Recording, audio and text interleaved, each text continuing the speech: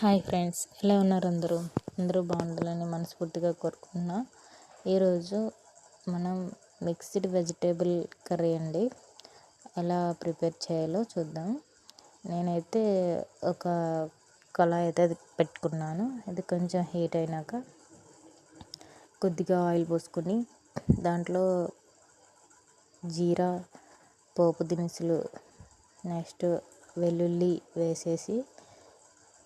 వేసేసి కొద్దిసేపు ఫ్రై అయినాక అల్లం కూడా వేసుకొని ఈ రెండు కొద్ది ఫ్రై అయిన తర్వాత పచ్చిమిర్చి అండి, ఒక 4 పచ్చిమిరపకాయలు అయితే తీసుకున్నాను. 4 పచ్చిమిర్చి వేసుకొని తర్వాత ఒక 2 ఆనియన్స్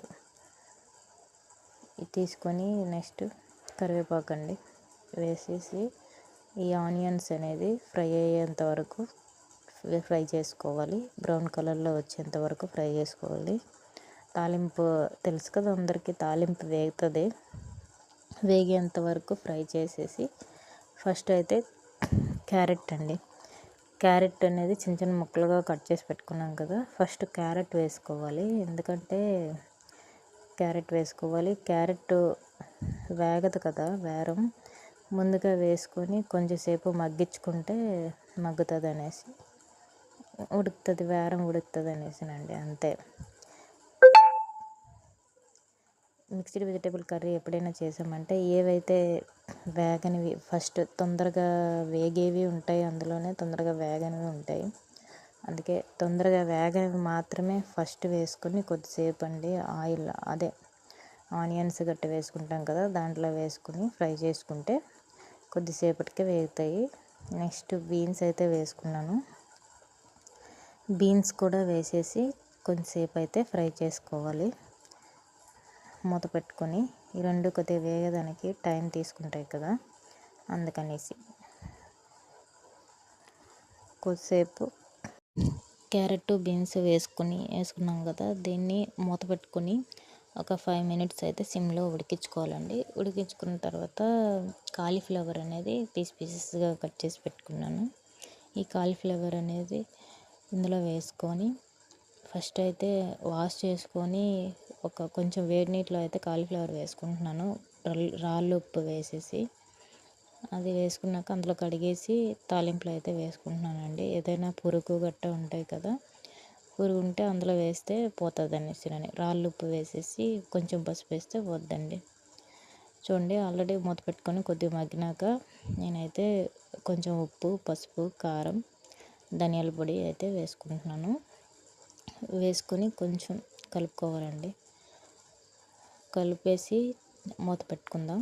మూత పెట్టుకున్న తర్వాత నెక్స్ట్ ఒక 2 టమాటాలు అండి, చిన్నవైతే 2 టమాటాలు, పెద్దదైతే ఒకటైతే సరిపోతుంది.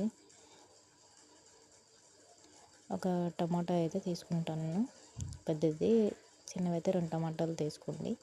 అయితే టమాటా తీసుకొని ముక్కలుగా చేసేసి టమాటా అయితే ఇందులో వేసేసి బాగా కలుపుకొని మూత పెట్టుకోండి.